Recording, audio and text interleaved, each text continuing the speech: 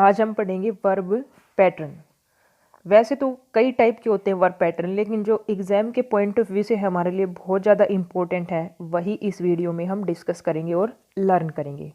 तो जो first verb pattern है वो है सब्जेक्ट प्लस वर्ब।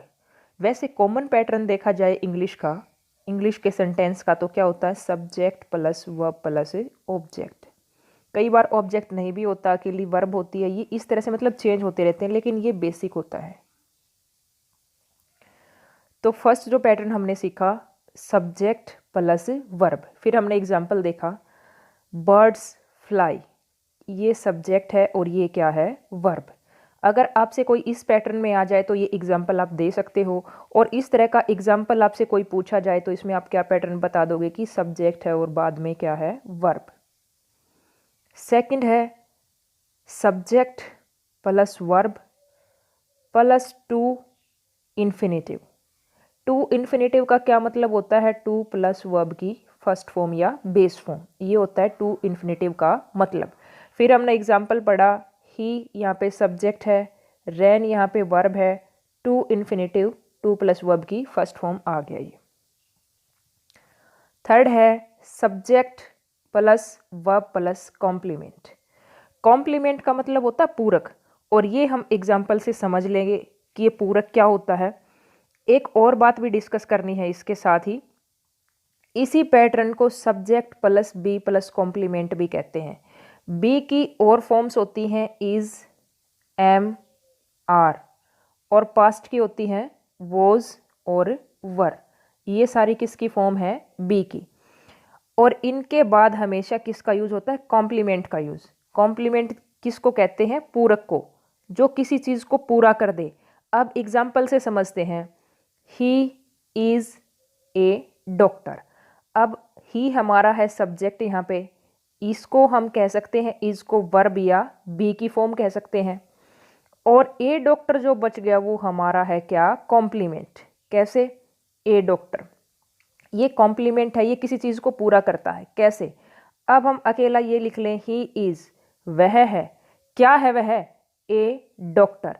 तो ए डॉक्टर लगने से ये सेंटेंस है ये पूरा कंप्लीट हुआ। तो ए डॉक्टर क्या हुआ, यहाँ पे कॉम्प्लीमेंट हुआ, जो किसके बारे में ही बताता है, ही के बारे में ही। समझ गए होगे। फोर्थ है subject plus verb plus direct object. Object भी टू टाइप्स के होते हैं, ये हम साथ साथ डिस्कस करते जाएंगे। पहले डायरेक्ट ऑब्जेक्ट के बारे में जान लें।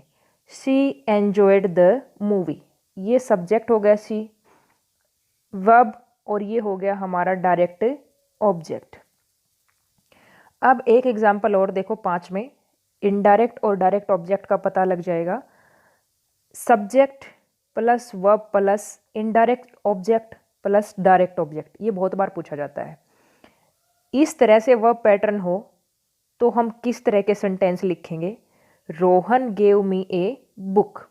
Rohan gave me a book, पता है रोहन सब्जेक्ट हो गया, गेव वर्ब हो गया। अब यहाँ पे एक ऑब्जेक्ट ये आ गया और दूसरा ए बुक, एक ऑब्जेक्ट ये हो गया, दो ऑब्जेक्ट हो गए। इनमें से एक इनडायरेक्ट है और दूसरा क्या है, डायरेक्ट। ये अब हम आगे समझते हैं।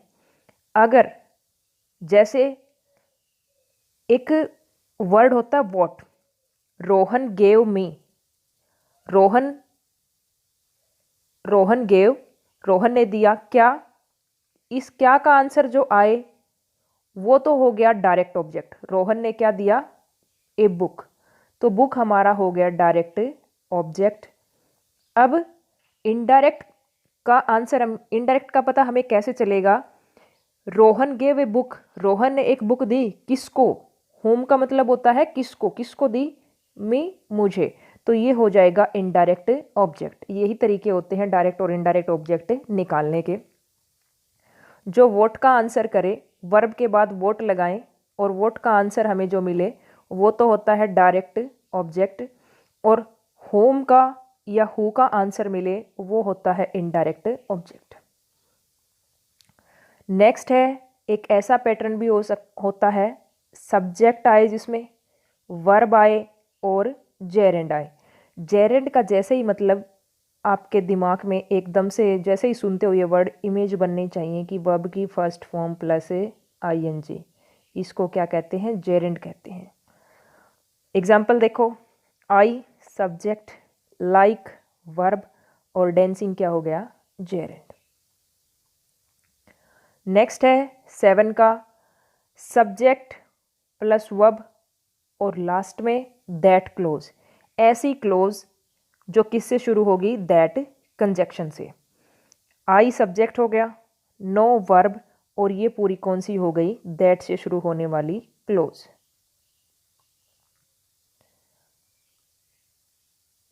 नेक्स्ट है subject plus verb plus object और to infinitive. I subject, want verb, Meenu object और टू बाय सम फ्रूट्स, ये क्या हो गया, टू प्लस वर्ब की फर्स्ट फॉर्म, टू इन्फिनेटिव इसी को कहते हैं टू बाई। टू बाई है यहाँ पे, आगे इसको इसी में इंक्लूड कर लेते हैं, सम फ्रूट वगैरह का आगे बताने की ज़रूरत नहीं होती, ये उसी के एग्जाम्पल में आ जाता है। तो ये थी जो मेन 8 पैटर्न है वर्ब के, वो इसी में से आ जाते हैं स्टूडेंट्स, ज़्यादा डीप में जाने की ज़रूरत है नहीं। सेंटेंस दे दे तो आप पता लगा पाओगे कि ये चीज़ें हैं। एक प्रेपोजिशन का और ध्यान रख लेना, शायद इसमें नहीं इंक्लूड किया। प्रेपोजिशन को आप जानते ही हो, प्रेपोजिशन करवा रखी हैं, टू, फ्रॉम, ये सारी चीज़ें आपको पता है। तो कहीं पर इनमें कहीं प्रेपोजिशन दिख भी जाए तो आपको पता चल जाएगी कि वर्ब के बाद आई है या किस तरह से आई है, तो उसको आप इजीली लिख पाओगे। तो इन वर्ब पैटर्न्स को ध्यान में रखना, इनको लर्न कर लेना, आपका एग्जाम में काम इससे चल जाएगा।